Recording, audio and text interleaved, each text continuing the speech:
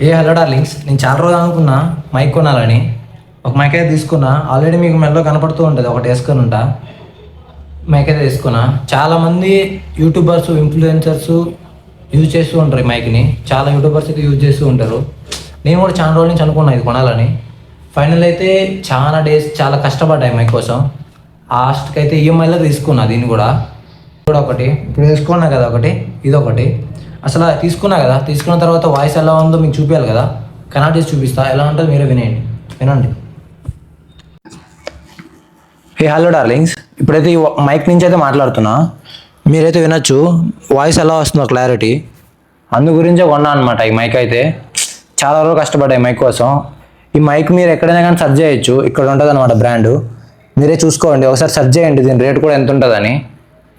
చాలా వాల్యుబుల్ అనమాట ఇది నాకు అయితే. దీనివల్ల మీకు మంచి మంచి కంటెంట్ వీడియోస్ కూడా చేయడానికైతే మైక్ అయితే తీసుకున్నా.